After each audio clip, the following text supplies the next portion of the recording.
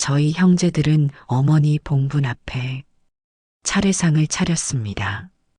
전 늘 그렇듯 그 자리에 조용히 무릎을 꿇고 앉아 두 손을 모았습니다.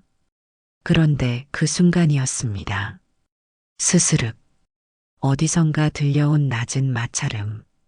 풀숲이 찢어지듯 흔들리더니 봉분 옆 잔디 틈에서 검은 뱀 한 마리가 혀를 날름이며 고개를 쳐들고 기어 나왔습니다.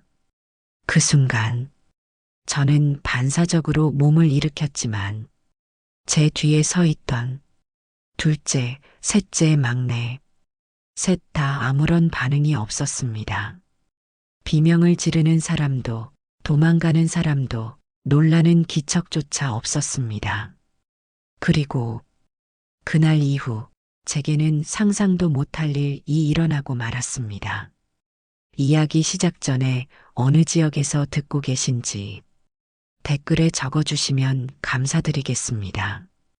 그럼 이야기 시작하겠습니다. 안녕하세요. 충남 논산에 살고 있는 박형만이라고 합니다. 올해로 71가 된 몸이 이렇게 혼자 앉아 옛일을 떠올리다 보니 문득 세월의 무게가 어깨를 짓누르는 것 같습니다. 우리 형제 넷 중 마지로 태어나 지금까지 살아왔는데 아버지는 지금 90을 넘기신 나이로 요양원에 계십니다. 몇 해 전부터는 제 얼굴도 잘 기억 못하시는 상태가 되어버렸고 예전처럼 산소에 함께 오실 수도 없는 몸이 되셨지요. 그렇게 세월이 물 흐르듯 지나가 버렸고 어머니가 돌아가신 지도 벌써 7년째가 되었습니다.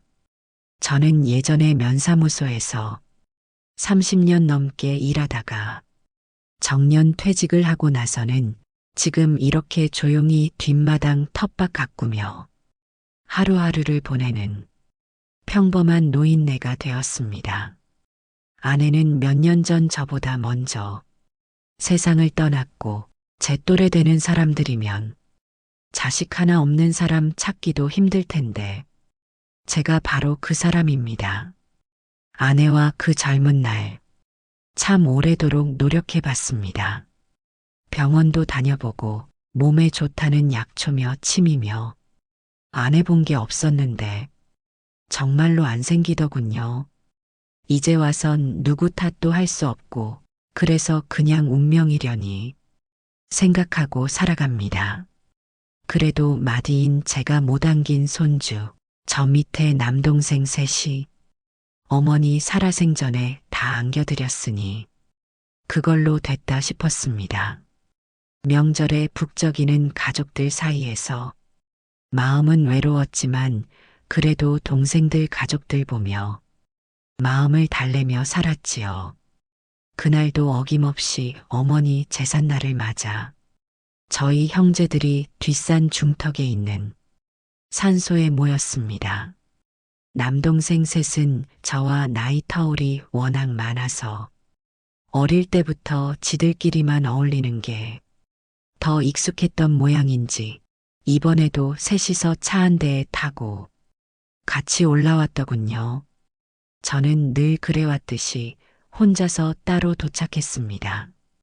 어머니가 살아계실 때도 조상님들 제사며 차례는 한 번도 걸은 적이 없었고 어머니 돌아가신 뒤에도 그 마음이어서 늘 정성껏 챙겨왔기에 이번에도 각자 가족들과 초록잎이 막 돋기 시작한 산중턱 묘지로 올라갔지요. 저는 어려서부터 말수가 적은 편이었습니다. 그게 꼭 성격이 무뚝뚝하거나 해서라기보다는 살아온 세월이 자연스럽게 그렇게 만든 것 같습니다.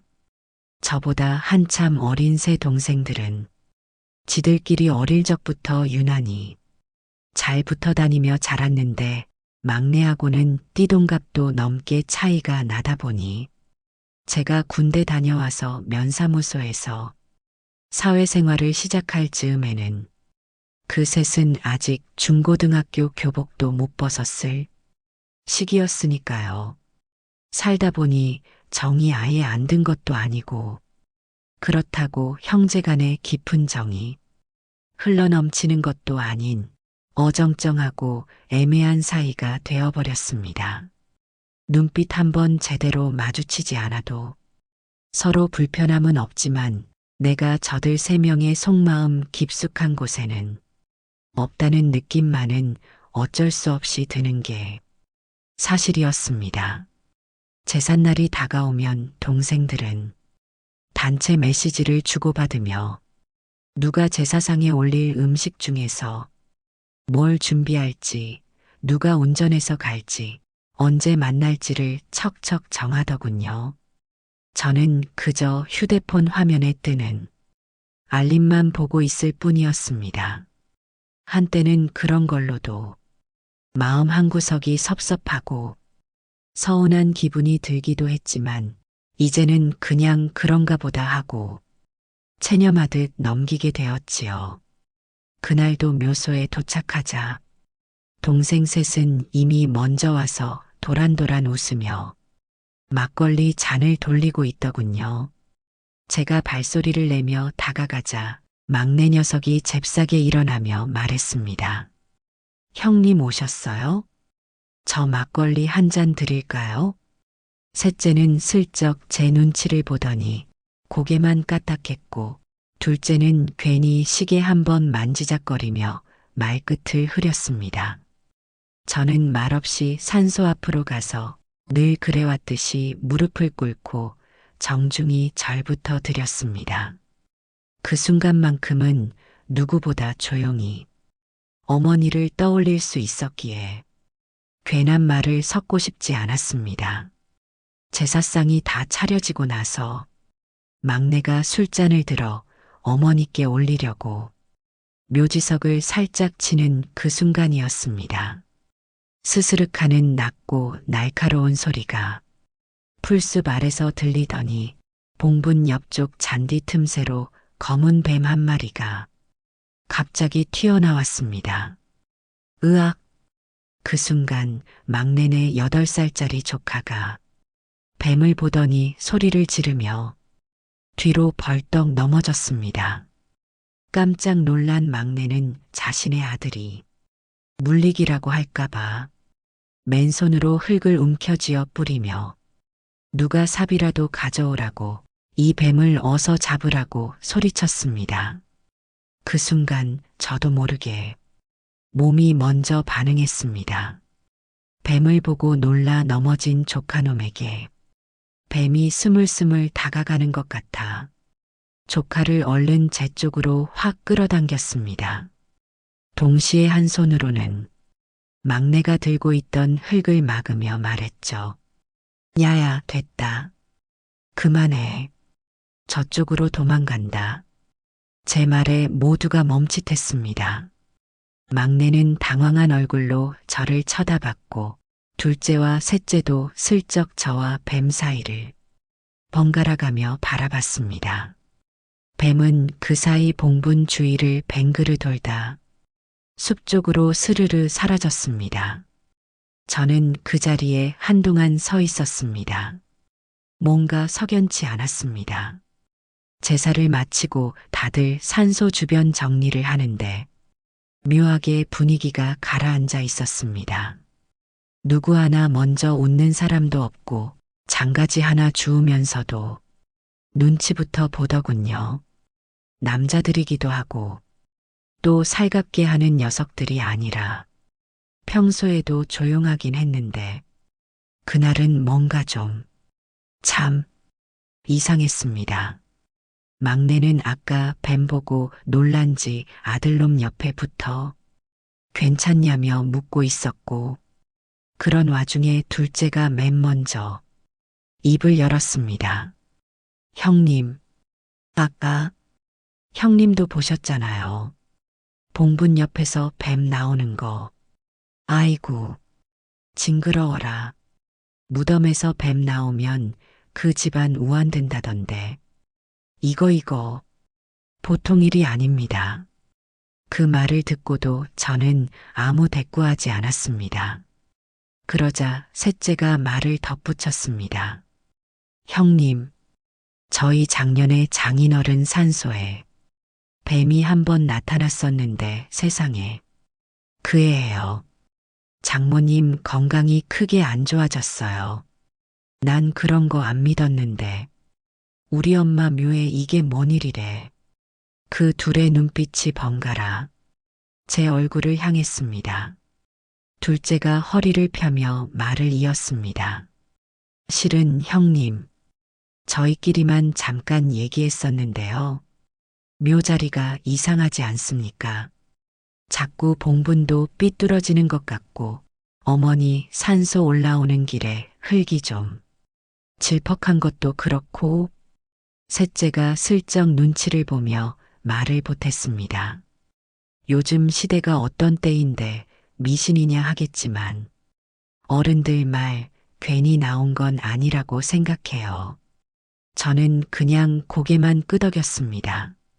딱히 반박도 하지 않고 그렇다고 동의도 하지 않은 채 그저 하늘 한번 올려다봤지요.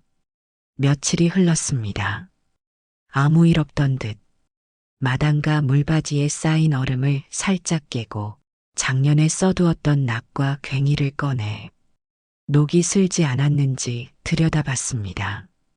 이른 봄의 햇살은 눈부시지만 바람은 아직 차고 뺨을 가르듯 스쳐 지나갑니다.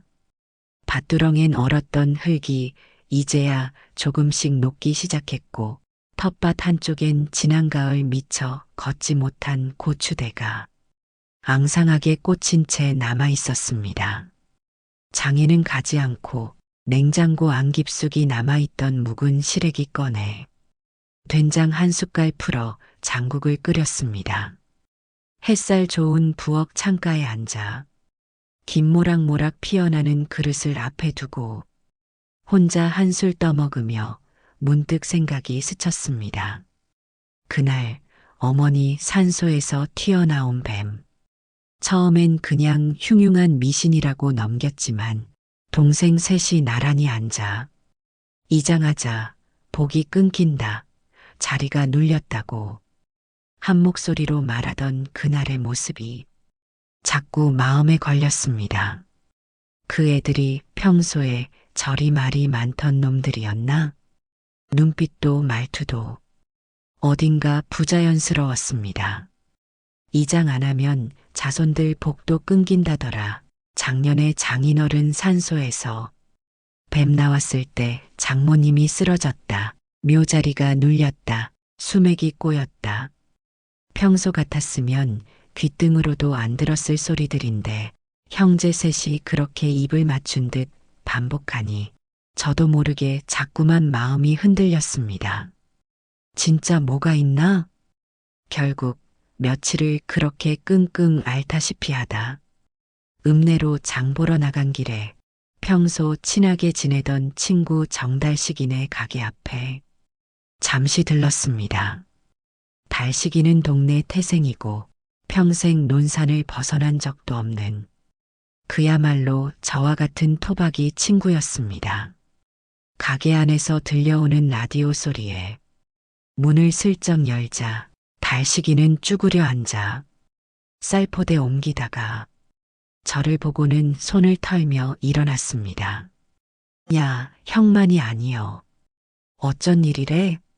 아이고, 그냥 지나가다 들렀지. 아직까지 힘도 좋네. 이것저것 혼자 다 하고. 이거 몇 킬로나 된다고. 사람 부를 돈이 어딨어? 혼자 할 수 있을 때까지는 해야지. 안 그래? 저는 가볍게 웃어 보이고는 안쪽 의자에 앉으며 넌지시 말을 꺼냈습니다. 근데 달씨가 너희 어머니 산소는 어디에 있지? 우리야 뭐 예전부터 매화산 뒤쪽이잖여. 왜 갑자기 그건 또 그게 아니라 우리 어머니 산소 말이여. 며칠 전 제사 지내러 갔는데 그 봉분 옆에서 뱀이 나오더라고. 조카놈이 뱀 보고 넘어질 뻔했지 뭐냐.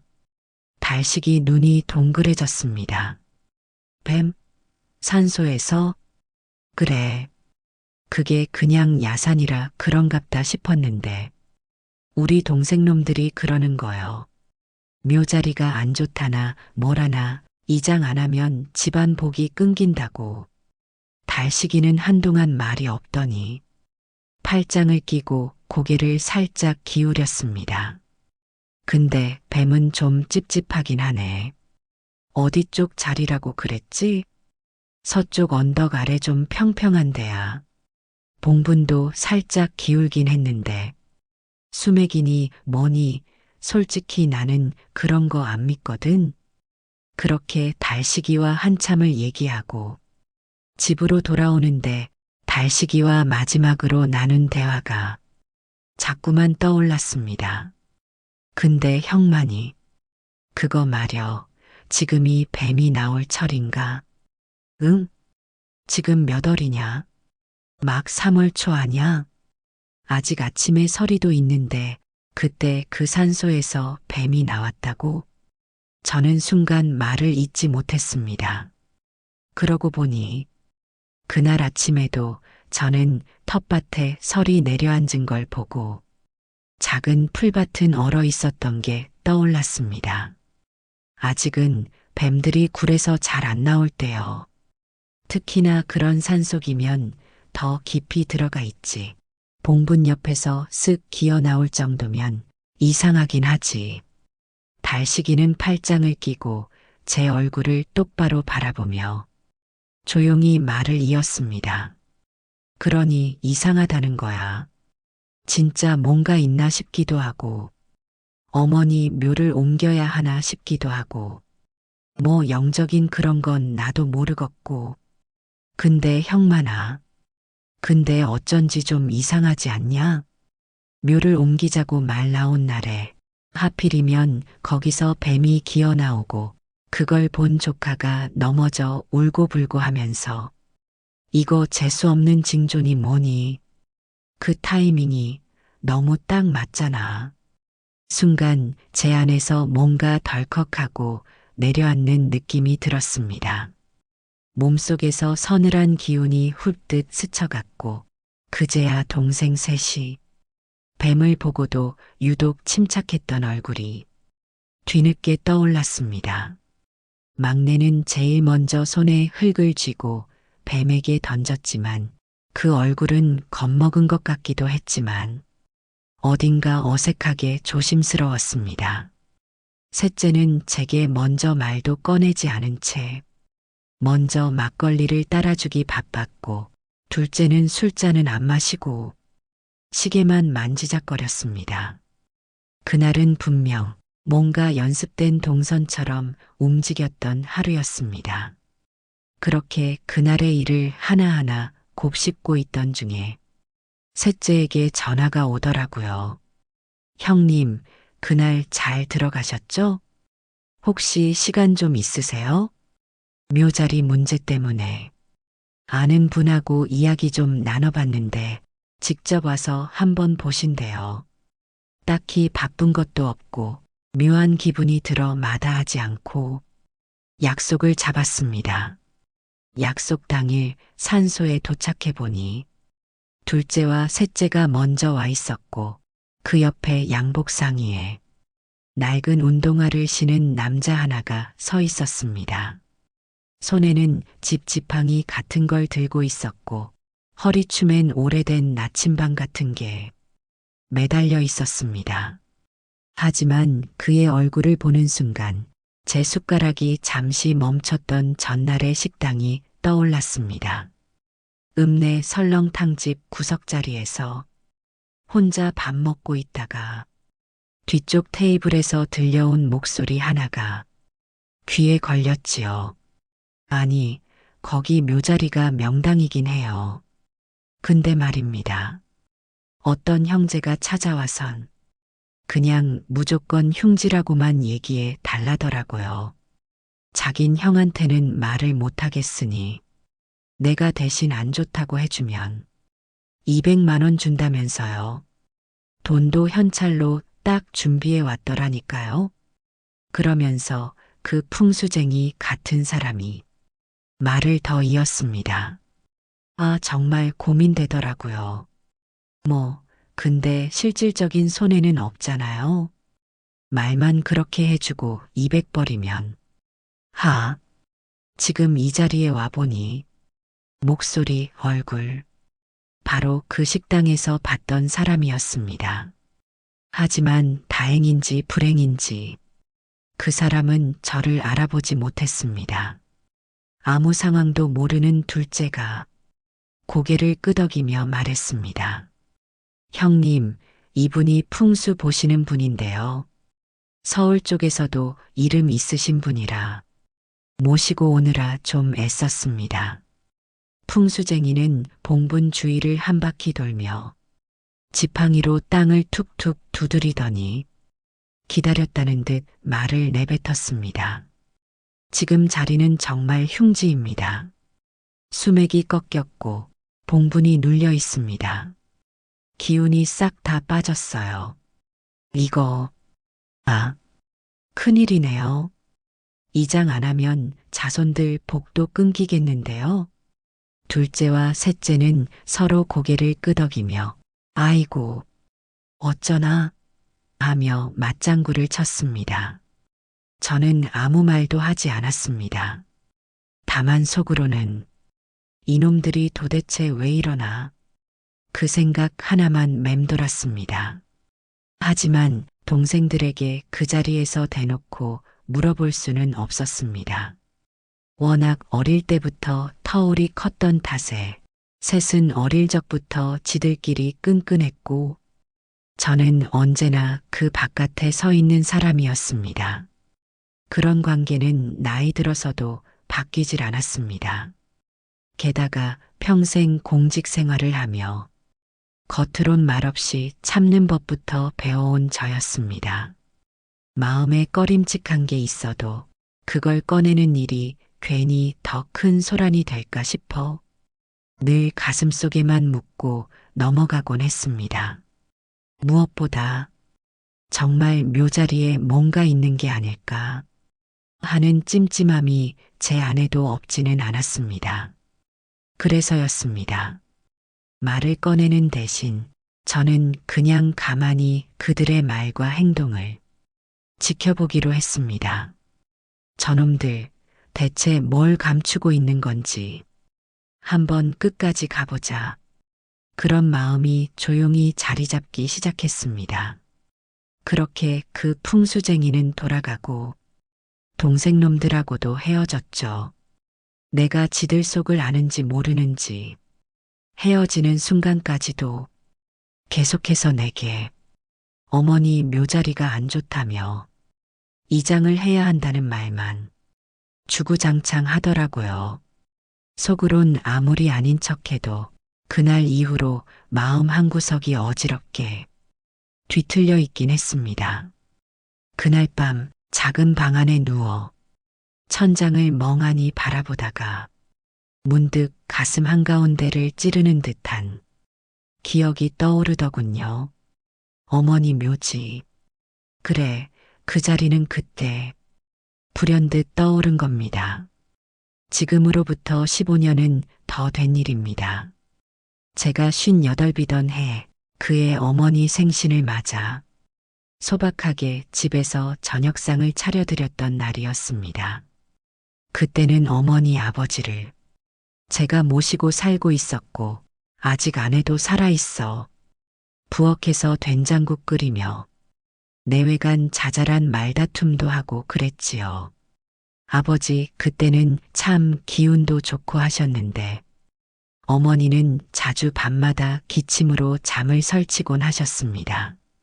그날따라 어머니는 식사 후 거실이 아닌 식탁에 조용히 남으셨고 상을 정리하던 제게 고요히 말을 걸어오셨습니다.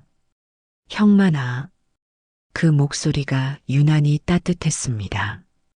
일손을 놓고 어머니를 마주 보았더니 잠시 숨을 골라 말씀하셨습니다. 네 아버지랑 나 누가 먼저 가든 말이다. 너희들한테 꼭 말해줘야겠다 싶어서. 예. 뭔데요 어머니? 저 뒷산 중턱 그 자리 기억나지? 거기다 우릴 같이 묻어달라고.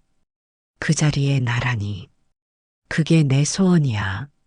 내 등 뒤로 바위가 받치고 앞으론 물길이 내려다 보이는 자리다. 예전에 동네 풍수쟁이가 명당이라던 곳인데 나는 왠지 그 자리가 마음이 놓인다. 아버지도 그러시더라. 어디 따로 말고 같은 흙 속에 나란히 있고 싶다고. 저는 그 말을 듣고 어머니께 웃으며 말했습니다. 아니, 아직도 살날이 구말리 같은 분이 왜 생신날 돌아가시는 얘기를 하세요? 아이고, 어머니, 걱정 마시고 앞으로 건강하게 100세까지 사세요. 예. 그 소원 뭐 어렵다고. 너희들도 다 들었지? 어머니 소원 꼭 들어드릴게요. 걱정 붙들어 매세요, 어머니. 막내도 맞장구 쳤습니다. 그럼요, 엄마. 그런 말하지 마세요. 오래오래 사셔야죠. 저희가 다 알아서 해드릴 테니까요. 셋째는 슬며시 웃으며 나도 나중에 예약할까요? 엄마 아버지 옆자리하고 농담을 던졌고 어머니는 그 말에 웃으며 너흰 아직 멀었다. 나는 아버지만 옆에 있으면 돼. 하시며 손등을 쓰다듬어 주셨습니다. 그땐 그 자리에 앉은 우리 모두가 그 말을 웃으며 넘겼지만 그 웃음 속에는 어머니의 뜻을 그대로 받아들이겠다는 무건의 동의가 분명히 있었습니다. 동생들도 그 말을 들었습니다. 그리고 그 마음을 안고 고개를 끄덕였습니다. 그건 농담이 아니었고 단순한 죽음에 대한 준비도 아니었습니다. 지금 와서 생각하면 그건 어머니가 마지막으로 우리를 앉혀두고 전한 분명한 유언이자 부탁, 아니 지켜져야 할 약속이었습니다. 동생들은 그날의 어머니 말씀이 기억이 안 날 리 없었습니다. 그런 약속을. 그래서 나한텐 처음부터 말 안 했던 거구나. 내가 반대할 걸 알았으니까. 내가 그 약속을 기억하고 있다는 걸. 누구보다도 잘 알고 있으니까. 그날 밤 저는 잠을 이루지 못했습니다. 뒤척이다가 결국 아침 첫 차를 타고 아버지가 계신 요양원으로 향했습니다. 요양원의 복도엔 소독약 냄새가 희미하게 배어 있었고 창밖으론 어슴푸레한 봄 햇살이 비치고 있었습니다. 아버지는 창가 침대에 누워 계셨습니다. 눈은 감고 있었지만 입가가 조금씩 움직이고 있었습니다. 아버지 접니다. 형만입니다. 제가 조심스레 손등을 잡았을 때 아버지는 천천히 눈을 떴습니다. 그리고 한참을 바라보더니 희미한 목소리로 말씀하셨습니다. 너 형만이냐? 그 짧은 부름이 왜 그렇게 가슴을 찔렀는지 모릅니다. 그날은 아버지가 저를 알아보시더라고요. 예, 아버지. 저예요. 아버지는 한참을 말이 없으시더니 갑자기 제게 조용히 말문을 여셨습니다. 그래, 형만아. 네 엄마는 잘 있냐? 춥지는 않다더냐? 아이고, 내 사람. 형만아, 내가 곧 간다고 꼭 전해줘라. 저는 그 말을 듣고 입술을 꾹 깨물었습니다. 아버지는 아직 그 약속을 기억하고 계셨습니다. 평소라면 저는 웬만한 일은 그냥 속으로 삼키고 마는 성격이었습니다. 큰 소리 한 번 낸 적 없고 말로 다퉈본 기억도 드물었습니다. 하지만 이번만큼은 달랐습니다. 이건 도저히 넘길 수 있는 일이 아니었습니다. 가만히 있으면 정말로 어머니와 아버지의 약속이 그 자리가 그분들의 이름까지 지워져 버릴 것 같았습니다. 저는 이대로는 안 되겠다 싶어 마음을 정리하고 동생들에게 연락해 한자리에 모였습니다. 조용한 찻집 구석 자리였습니다. 셋 다 처음엔 인사를 건넸지만 저는 단도직입적으로 말문을 열었습니다. 도대체 왜 어머니 묘를 옮기려고 하냐? 순간 공기가 무거워졌습니다. 셋째가 먼저 시선을 피했고 막내는 괜히 종이컵에 물을 따르며 딴청을 피웠습니다. 그나마 둘째가 입을 열었습니다. 형님, 사실은 어머니 묘자리를 사겠다는 사람이 있습니다. 사겠다고? 예. 묘를 이장하고 터를 넘기면 3천만 원을 현금으로 주겠답니다. 그 말에 저는 어이가 없었습니다. 기가 차서 말도 제대로 안 나오더군요. 고작 3천만 원 때문에 어머니 묘자리를 팔겠다는 거냐? 둘째가 힘없이 대답했습니다. 아니, 단순히 돈 문제만은 아닙니다. 솔직히 말씀드리면 형님도 아시잖아요.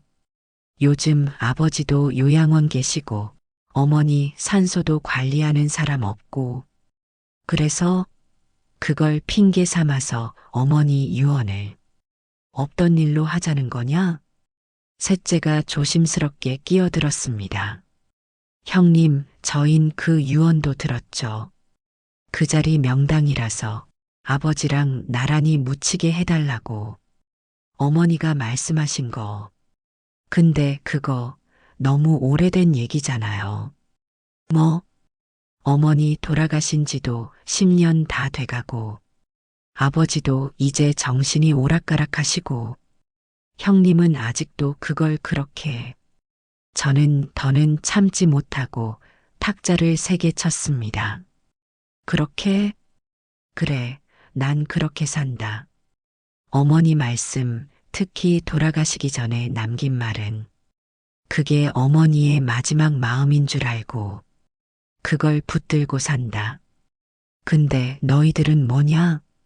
살아있는 아버지 옆에 두고 그 자리를 뽑아버리겠다고 작당을 해? 막내가 그제야 중얼거리듯 말했습니다.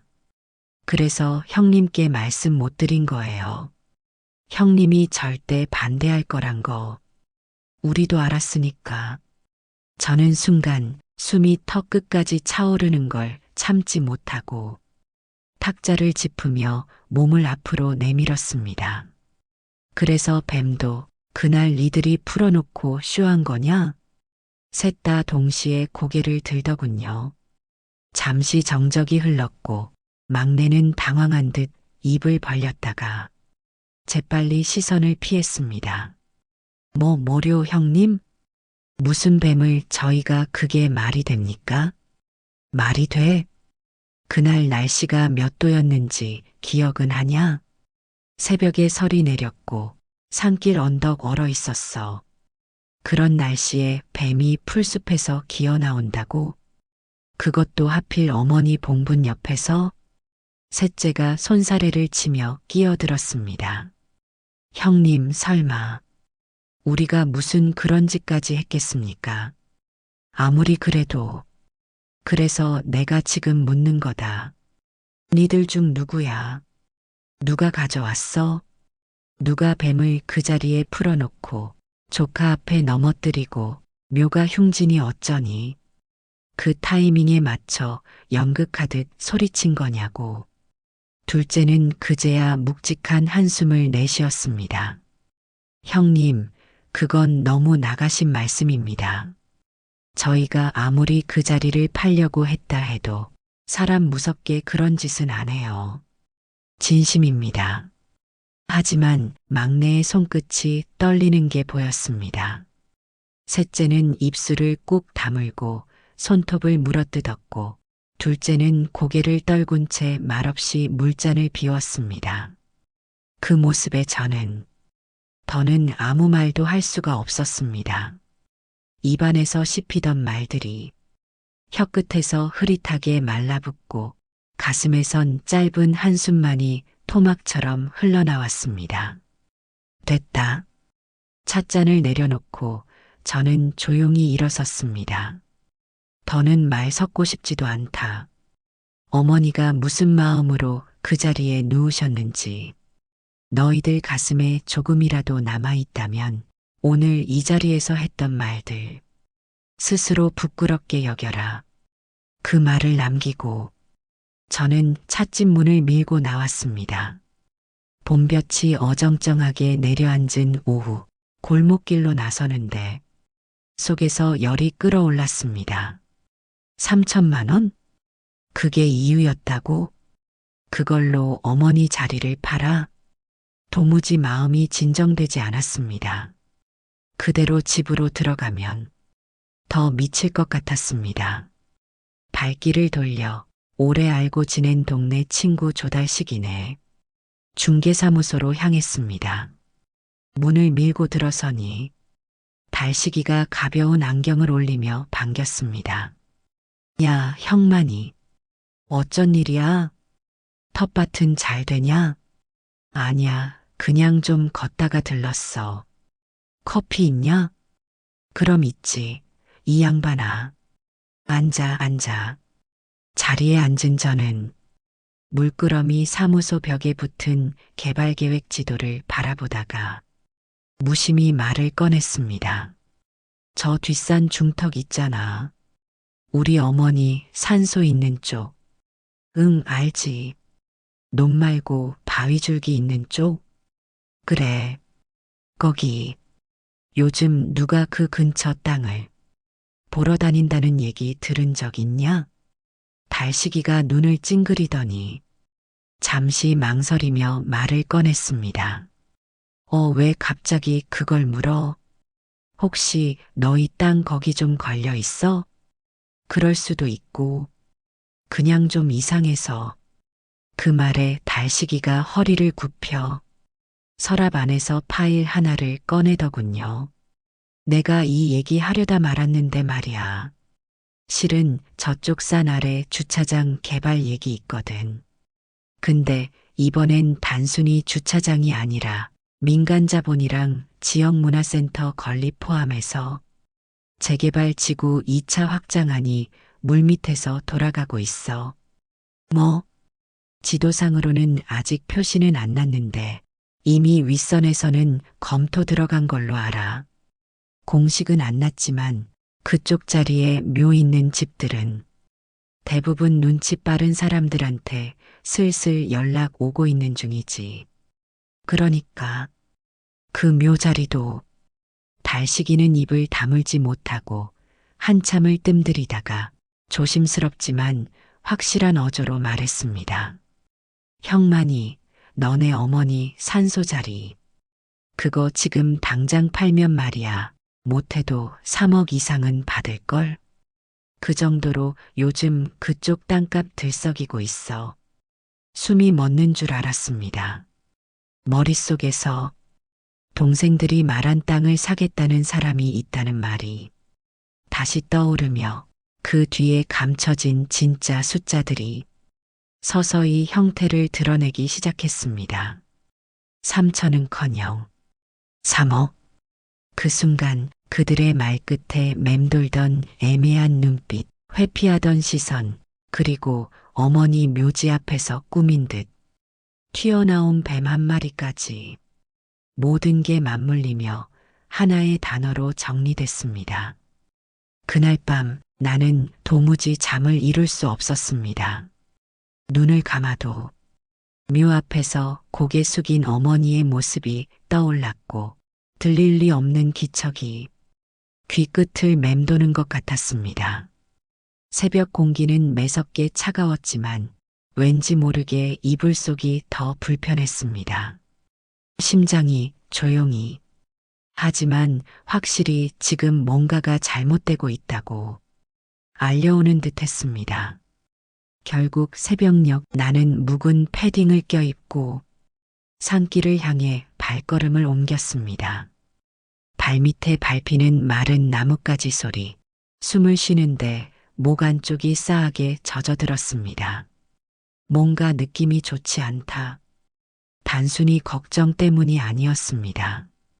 가슴속 깊은 곳에서 누군가 나를 깨워 산으로 이끄는 것 같은 묘한 불안감이 있었고 나는 그걸 무시할 수 없었습니다.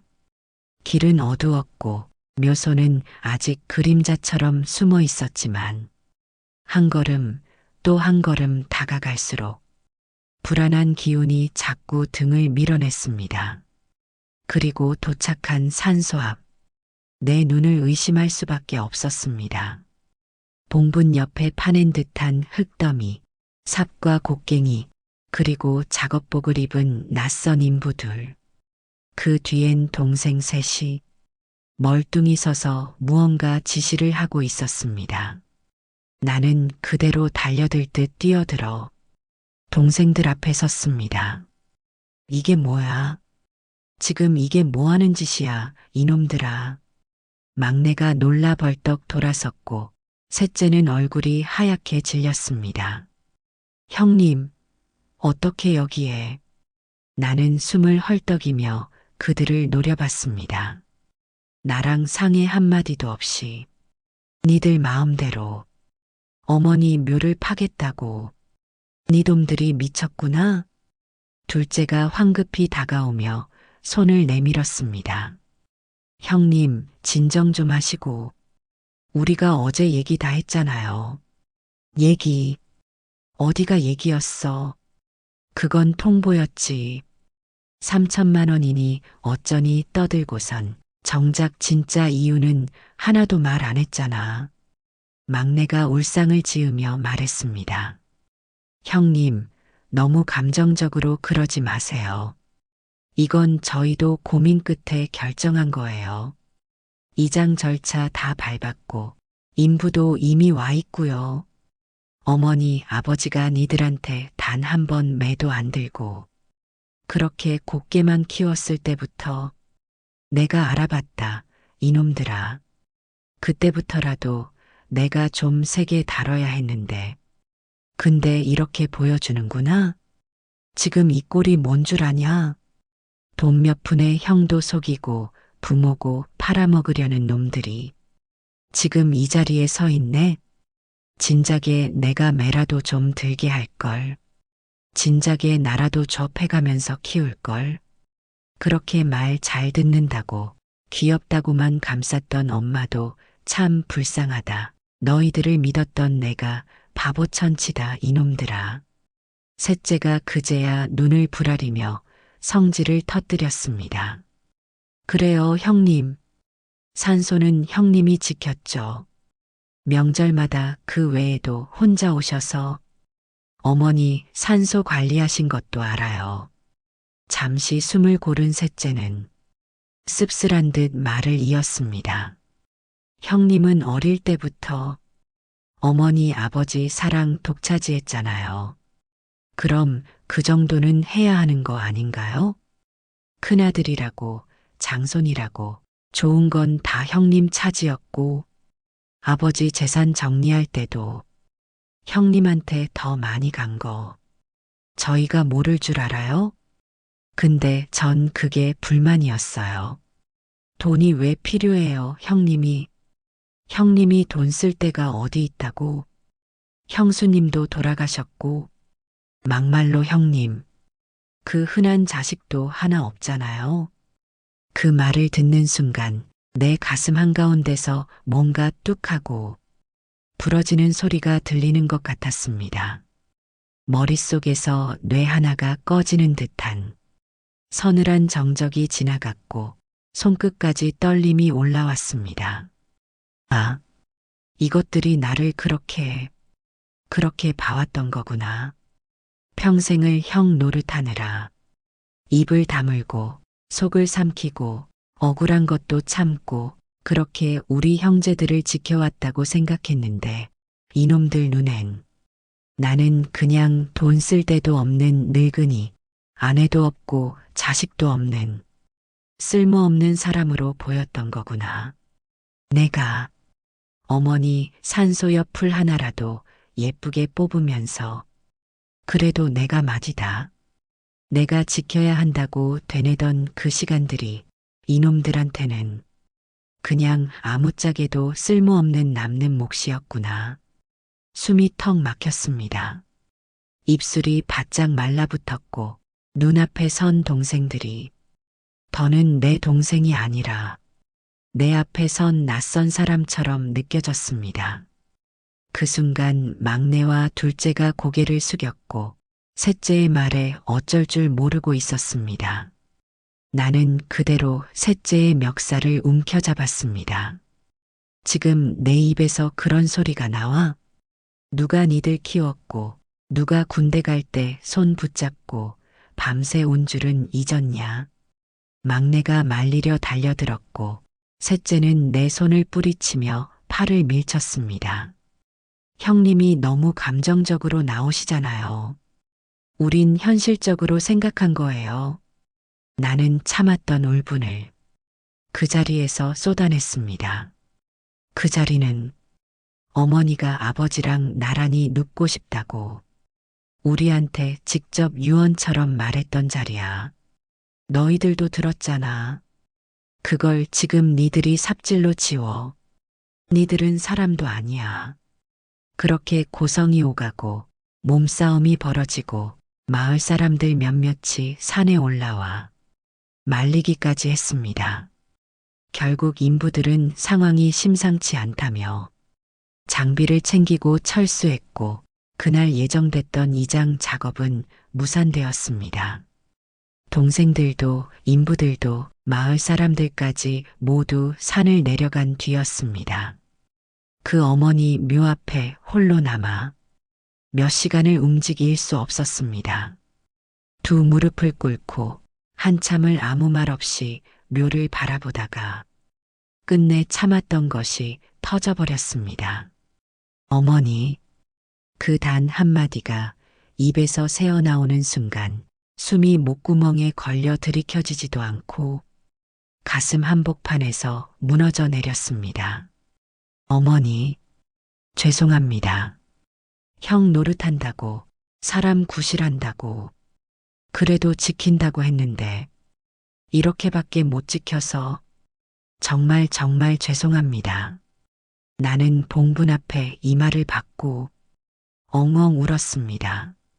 그동안 살아온 세월들이 주마등처럼 지나가더라고요.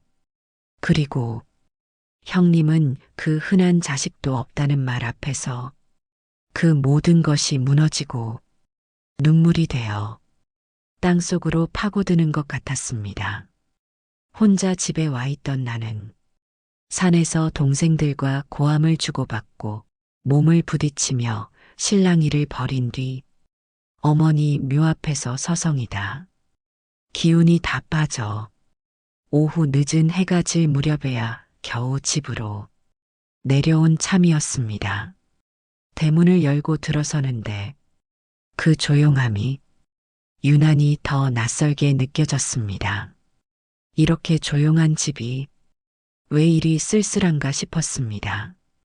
거실에 들어서 소파에 털썩 앉았지만 몸은 무겁고 마음은 더 무거웠습니다. 어딘가 멀리서 아무 소리도 없는데 이상하게 귀 안이 시끄러웠습니다. 동생들의 말, 어머니의 목소리, 어릴 적 산소에서 들리던 바람 소리까지 전부 뒤섞여 밀려들었습니다. 자식도 없는 형님이 뭘 그렇게 목숨 걸어요. 그 말이 자꾸 귓속을 긁어댔습니다. 형수도 없는 집, 밤 냄새도 발소리도 없는 집, 그리고 그 안에 앉아있는 나. 나는 세상에 혼자 남겨진 기분이었습니다. 누군가의 아들이자 형이자 마지로서 평생을 무겁게 살아왔건만 이제 와서는 그 모든 게 참 부질없는 짐짝 같았습니다. 왜 이렇게까지 끌어안고 살아왔을까? 지키는 사람만 바보 되는 건가? 텅 빈 집 안에서 생각은 자꾸 맴돌았고 숨은 얕아졌고 마음은 가라앉기만 했습니다. 그래도 단 하나, 딱 하나만큼은 무너지게 둘 수 없었습니다. 어머니 묘자리. 그 자리는 비록 내가 무너지더라도 절대 함부로 넘기게 둘 수는 없었습니다. 그렇게 다짐을 삼키듯 되뇌다 보니 몸이 천근만근 무거워졌습니다. 머리도 눈도 정신도 이제는 비워질 때가 된 듯 했습니다. 나는 그대로 소파에 기대어 눈을 감았습니다. 그리고 기억도 꿈도 없이 잠이 들었습니다. 눈을 떴을 땐 창밖에 햇빛이 짙게 기울어 있었습니다. 탁상 시계를 보니 오후 3시 반, 무려 하루 반 가까이 잠들어 있었던 겁니다. 몸은 풀린 솜처럼 축 늘어져 있었고 일어서는 것도 버거울 만큼 기운이 쫙 빠져 있었습니다. 그때였습니다. 쿵, 쿵. 문 밖에서 급하게 두드리는 소리가 들려왔습니다. 나는 비몽사몽한 정신으로 문을 열었습니다. 형만아, 형만아, 큰일 났어. 그 문 앞엔 내 중마고 달식이가 헐레벌떡 숨을 몰아쉬며 서 있었습니다. 왜 그래, 무슨 일이야? 네 동생들 어제 새벽에 네 어머니 산소에서 뱀에 물렸대. 그 말을 듣는 순간 나는 마치 시간 속에 갇힌 사람처럼 움직일 수 없었습니다. 눈도 입도 생각도 모두 얼어붙은 채 그 말 한마디만 머릿속을 계속 맴돌았습니다. 어머니 산소에서 뱀에 물렸다고? 달식이 입술이 움직이고 있었지만 목소리는 더 이상 들리지 않았습니다. 진실은 이랬습니다. 해도 뜨지 않은 어둑한 새벽이었습니다. 어머니 봉분 위로 희미하게 안개가 내려앉았고 그 앞에선 누군가가 허겁지겁 삽을 들고 흙을 퍼내고 있었다고 합니다. 그날 전 몰랐습니다. 저는 그저 지쳐 쓰러지듯 잠들어 있었고 그 무렵엔 이미 제 동생들이 산에 올라가고 있었던 겁니다. 막내는 그 자리에 없었다고 하더군요. 저처럼 지쳐 잠이 들어 전화를 받지도 못한 채 묘소에 올라오질 못했다고 했습니다. 둘째와 셋째만 인부들과 함께 급히 새벽에 묘를 이장하려 했던 모양입니다. 제가 혹시 다시 나타날까봐 그놈들 말로는 조용히 끝내려 했던 것이라더군요. 하지만 봉분 옆 잔디 틈에서 혀를 날름이며 튀어나온 뱀무리들, 그것도 한두 마리가 아니라 서너 마리가 동시에 봉분 뒤에서 기어 나왔다고 합니다. 둘째는 그 자리에서 다리를 물렸고 비명을 지르며 쓰러졌고 곧바로 병원에 옮겨졌지만 결국 숨을 거뒀다는 소식을 들었습니다. 셋째는 손과 얼굴을 물렸고 살아는 있지만 한쪽 얼굴이 마비돼 말이 어눌해지고 표정도 거의 읽히지 않는 상태라 했습니다. 그 소식을 듣고 난 저는 말 그대로 그 자리에 그대로 얼어붙었습니다. 숨을 쉬는 것도 버거웠고 기억은 자꾸 흩어졌고 눈을 깜빡일 때마다 어머니 봉분 위로 꿈틀대는 뱀의 형체가 제 눈앞에 떠오르는 듯 했습니다. 그렇게 우리는 둘째의 장례를 치렀습니다. 입관식을 마치고 어머니 사진 앞에 둘째의 영정을 놓을 땐 막내가 끝내 고개를 들지 못했습니다. 그 아이는 말없이 한참을 울기만 했습니다. 고개를 숙인 채 입술을 깨문 채 그리고 셋째와의 관계는 말을 섞기 어려울 정도로 어색해졌습니다. 그가 말을 아끼는 건 단지 병 때문만은 아니라는 걸 저도 알았습니다. 그리고 결국 논산시에서 발표한 개발 계획에서 저희 땅은 제외되었습니다. 민원이 지속되었고 묘지에서 사고까지 난 터라 안전상의 이유로 그 구역 전체가 보호구역으로 묶인 것이었죠.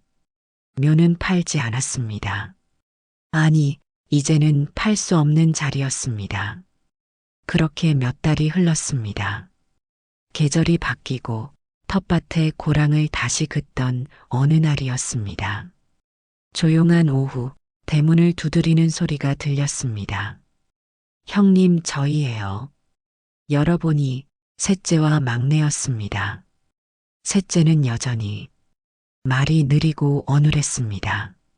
하지만 그 눈빛만큼은 예전과 달랐습니다. 형님, 정말 죄송했어요. 그 말 끝에 셋째와 막내가 울음을 터뜨렸습니다. 고개를 들지도 못한 채 입술을 떨며 말했습니다. 형님, 형님이 맞았어요. 저희가 너무 욕심을 부렸나 봐요. 어머니께도 죄송하고 아버지께도 너무 죄송해요. 둘째 형 너무 불쌍해요. 그 사람 그렇게 가면 안 됐는데. 그 말에 저는 무너지는 마음을 가까스로 추슬렀습니다. 가슴은 아팠지만 그 둘의 눈물과 사죄는 어딘가 조용한 회복의 시작처럼 느껴졌습니다. 말없이 고개를 끄덕였고 그날 우리는 오랜만에 어머니의 산소에 함께 올라갔습니다. 저희는 말이 없었고 저는 묵묵히 잔디 하나를 정리하고 그 앞에 잠시 앉았습니다. 그때 막내가 조용히 말했습니다.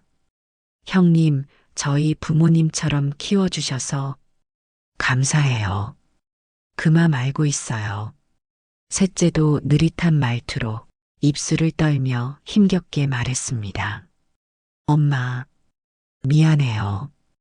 그리고 형님, 정말 죄송합니다. 저는 고개만 살짝 끄덕였습니다. 그 말이면 충분했습니다. 지금은 그래도 예전처럼은 아니지만 서로 잘 지내보려 노력하고 있습니다.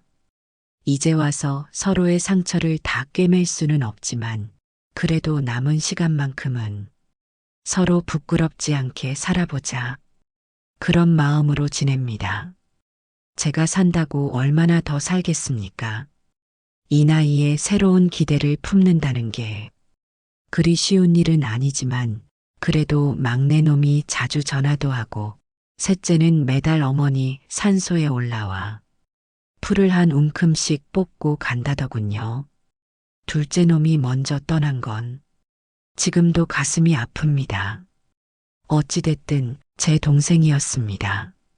어머니가 얼마나 애지중지 키우셨는지 저도 잊은 적 없었고요.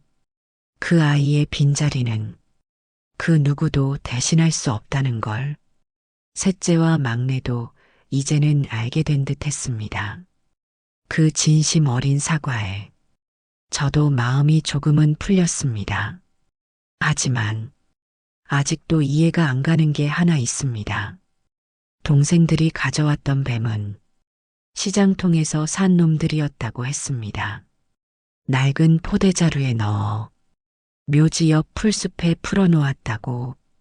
하지만 그날 새벽 사고가 있었던 날, 왜 봉분 뒤에서 그렇게 많은 뱀들이 그 시간에 믿기 어려운 이야기였지만 그날 그 자리를 지켜냈다는 것만큼은 분명한 사실입니다. 그래도 어머니의 소원은 지켜드렸으니 그걸로 저는 충분합니다. 그분이 바라셨던 마지막 유언을 끝끝내 무너뜨리지 않았다는 것만으로도 제 삶의 마지막 몫은 다한 듯합니다. 오늘의 이야기 어떠셨나요? 이야기가 마음에 와 닿았다면 구독과 좋아요 꼭 눌러주세요. 또 다른 이야기로 찾아뵙겠습니다. 감사합니다.